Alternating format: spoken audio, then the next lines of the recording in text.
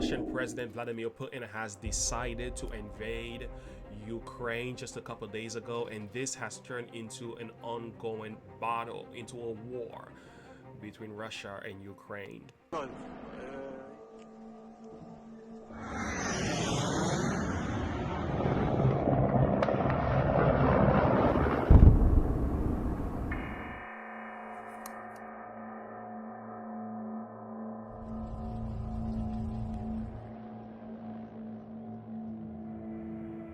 Кто бы ни пытался помешать нам, а тем более создать угрозы для нашей страны, для нашего народа, должны знать, что ответ России будет незамедлительным и приведет вас к таким последствиям, с которыми вы в своей истории еще никогда не сталкивались. Not very many could have, predicted that he would be striking at so many multiple targets.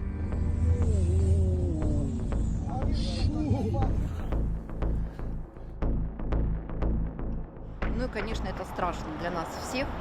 Мы подорвали уже веру. Ми вже видаємо зброю і будемо видавати для захисту нашої землі всім бажаючим, всім спроможним захищати наш суверенітет. Від кожного громадянина України залежить майбутнє нашого українського народу.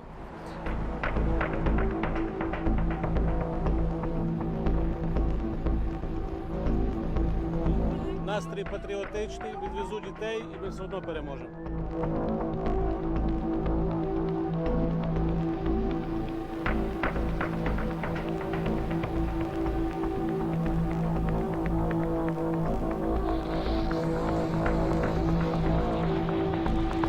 Putin is the aggressor. Putin chose this war, and now he and his country will bear the consequences.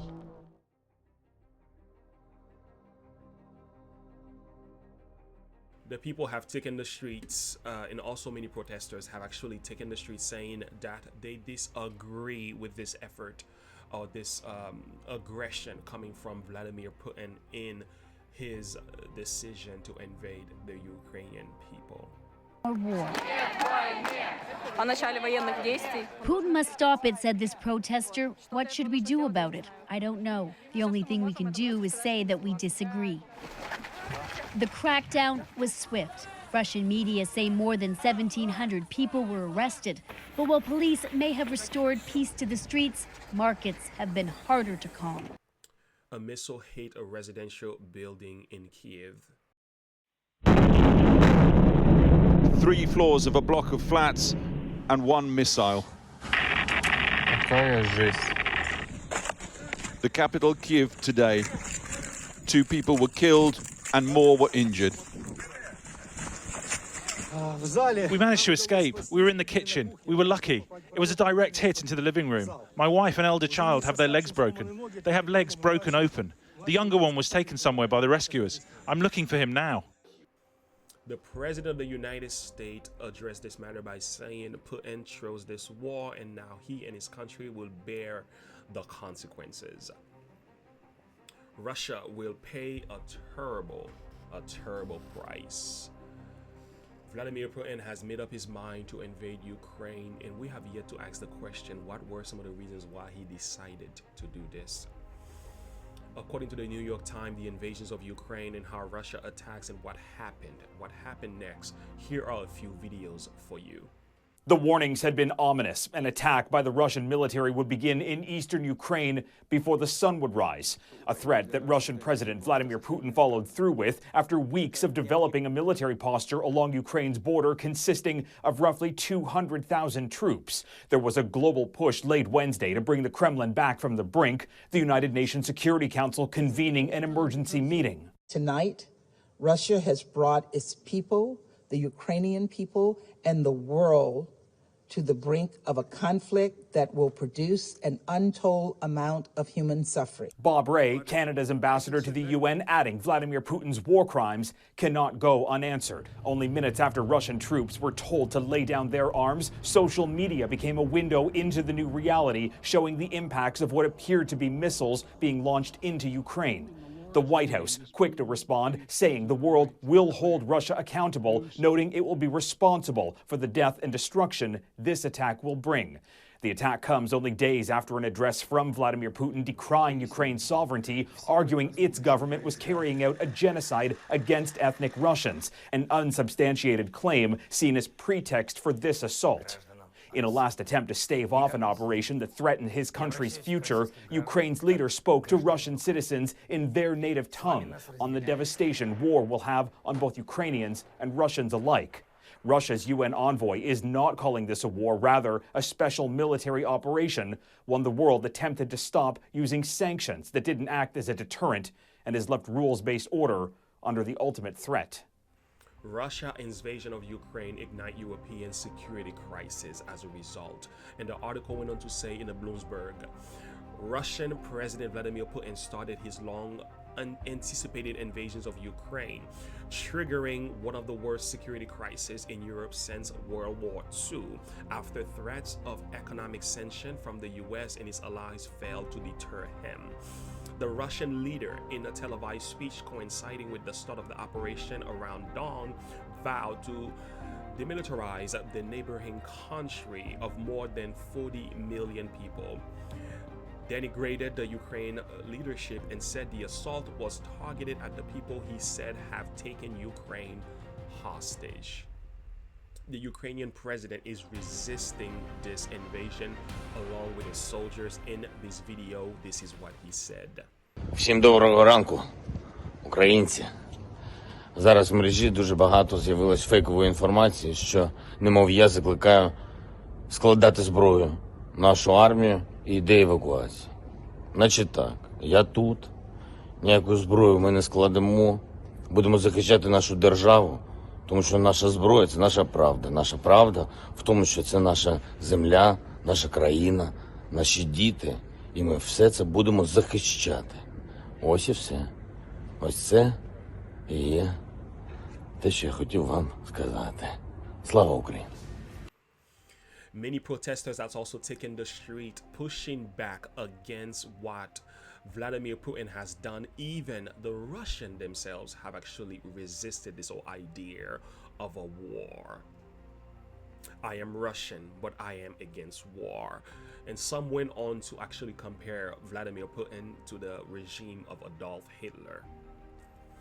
Regarding the casualties of this war, it's been said by the cable that the minister said on Saturday 3 children among those who died. According to Ukrainian Forum, the country's news agency, he said about 1,150 people were wounded, including 33 children.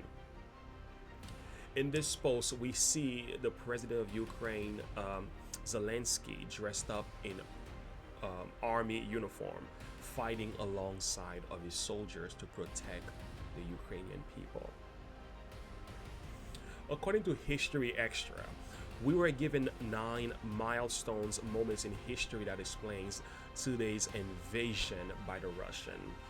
Why have they decided to invade Ukraine? The article went on to say this: Russian forces have launched a major military attack on Ukraine on the order of Russian President Vladimir Putin. Tanks and troops have poured into Ukraine at points along its eastern, southern, and northern borders. Ukraine says the explosion have been heard across the country. And why is Ukraine being invaded? What might Russia want from his neighboring country? To make sense of the current crisis, we must understand the history of the relationship between the two inextricably linked countries, which dates to at least the 9th century. Here, Professor Serhiy Yeleskik, an expert in Ukrainian history and Russian-Ukrainian relations, highlights 9 milestones moment. Here are the milestones moments. Number 1, the 9th century Kievan Rust. Number 2, the 1654 Treaty of Peraslav's, aka Peraslav's Agreement. Number 3, the 1876 the Elms Act. Number 4, the 1918 Ukrainian independence. Number 5, the 1945 the enlarged Ukrainian Sovereign Socialist Republic. Number 6, The 1954, the transfer of the Crimean Peninsula. Number 7, the 1991, the collapse of the Soviet Union. Number 8, 2014, the annexation of the Crimea in the war in the Donbass. The 9th one is 2021, the buildup of Russian troops, an ultimatum to the West. I think Putin wants two things in Ukraine. The first thing is to be able to have a say in Ukraine's future and in Ukraine's geopolitical direction. This is a topic that he writes about very often, and his view is that Ukraine and Russia are brotherly nations, that Ukrainians and Russians are very similar or almost alike. It is that they really should be kind of united as a whole. The second thing that he really wants in Ukraine is to keep NATO, the Western military alliance, out of Ukraine and away from Russia's borders. Other countries that border with Russia are already in NATO. These are countries that used to be in the Soviet Union, but the idea of it entering Ukraine is somehow different. It's seen almost as a kind of red line here. And that has a sort of bunch of different origins. One is that there is a security issue. Ukraine has a long border with Russia, but there's also a kind of shared cultural history. Ни одного дюйма на восток, сказали нам в 90-е годы. Ну и чего? Надули. Просто нагло обманули. 5 волн расширения НАТО. Вот о чем речь. Ну поймите же вы в конце концов. Не мы кому-то угрожаем. Мы что ли пришли туда, к границам США? Или к границам Великобритании? Или куда? К нам пришли. So the two major goals for Vladimir Putin is one, to kind of keep Ukraine close to Russia, and number 2 is to keep Ukraine away from the West. There are a couple of reasons, but I think the clearest one is just that Vladimir Putin looks at the situation in East Ukraine. He realizes that he's not making any progress in the status quo, and he's in fact worried that things are getting worse. What we see is a simmering but frozen conflict, and at the same time we see Ukraine growing increasingly closer to Western states. We see more military support for Ukraine, more general support for Ukraine. Ця підтримка, вона говорить не тільки про наші стратегічні плани щодо вступу України в Альянс, а що найголовніше, мені здається, щодо рівня нашої армії, забезпеченості нашої армії. This kind of change over the last 8 years where Ukraine has really charted an independent course, a pro-Western course, he views it as a major problem for Russia and something that he wants to reverse in the near future. There really are a lot of different scenarios in terms of what Russia wants out of this. One is this idea that it's about territory, and this could either involve just the idea of gaining territories where there are Russian speakers in Ukraine. It could be more strategic, looking at something like trying to create what's called a land bridge to Crimea, so actually having a contiguous kind of piece of land that reaches Crimea. But the second idea is that this is about something broader and about really kind of controlling Ukraine's future. And one issue is that even taking new territory doesn't really give Russia a veto over what happens in Ukraine next. So it is possible that there's a kind of a broader goal in everything that's happening right now. Now, the big question is, what is the President of the United States doing about this, Mr. Joe Biden? And this is what it went on to say about his response. President Joe Biden has decided to impose a number of sanctions against Russia to slow down his endeavor against the Ukrainian people. But some people believe that these sanctions will not really change anything after all, because mostly the USA gets their oil from Russia. So in other words, there is somewhat of a relationship with them for natural resources. So therefore, they have to be careful how far they go in sanctioning Russia. According to The Hill, Biden says US will sanction Russian banks and impose export controls. Biden went on to approve $350 million in military aid for Ukraine. So what is your perspective in this matter so far? Where do you think this thing is going? I want to hear your thoughts below. Now let's continue on with the video. The former Vice President Mike Pence actually partly blamed Joe Biden for the weakness of his administration. As the result of that, he says this war is now happening. You know, these are troubling times. Let's start with our own government is saying they anticipate that a Russian full-on attack of Ukraine is imminent within any hour. It could happen, certainly they think within the next 48 hours. Your reaction to that? Well, I just must tell you that to see the way the Biden administration has handled Ukraine is a testament to a historic truth, that weakness arouses evil. I mean, this is an administration from very early on approved the Nord Stream 2 pipeline, literally, virtually a gift to Russia, reopened negotiations over the Iran nuclear deal. And then the disastrous withdrawal from Afghanistan, I think, has created the conditions that emboldened our adversaries around the world, including Putin and Russia, to do exactly what they're doing today. The former president, Mr. Donald J. Trump, also blamed Joe Biden's weak administration as a result of this war. Well, let's get straight to it. Let's bring in the 45th President of the United States, Donald Trump. Mr. President, thank you so much for joining Fox and Friends Weekend.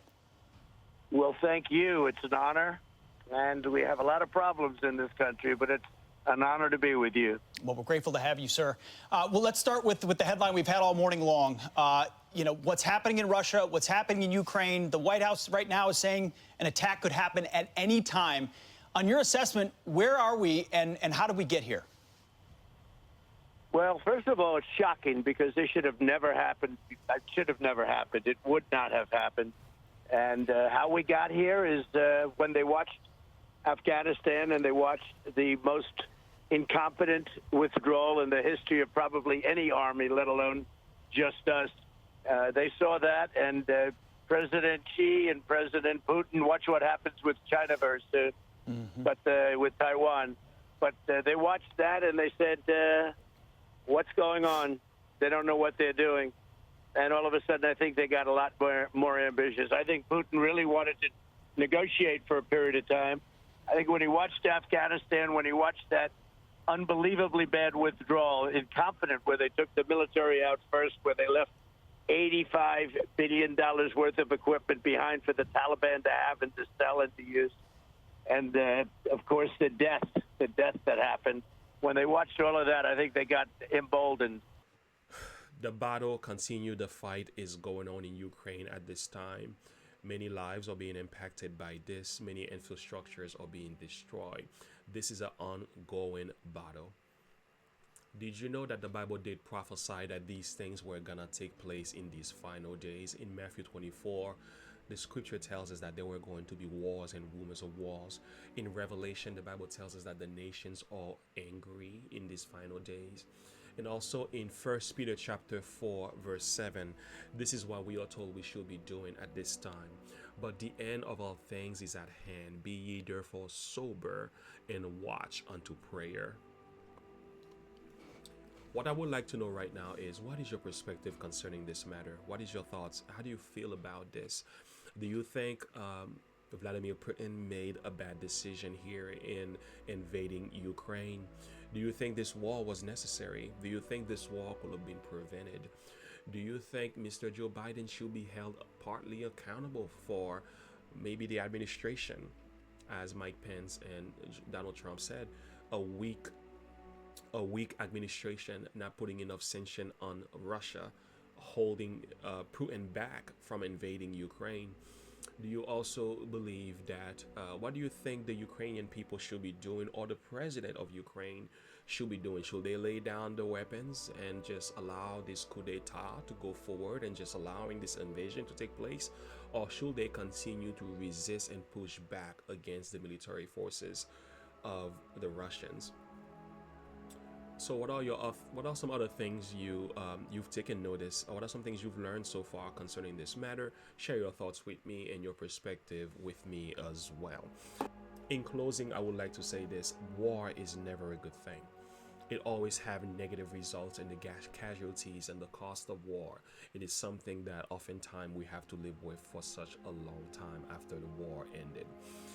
One thing is certain is that this war between Russia and Ukraine is going to impact every single one of us in one way or another. And I would like to also say my heart goes out to the people in Ukraine at this time, and also my prayers are with you for those of you who have suffered and going through some difficult trials as a result of this war. I will be praying for you. Okay, friends, thank you so much for listening to The Perspective. This was Pastor James Devalon. Have a good one, and as always, look unto Jesus and live by faith. Bye.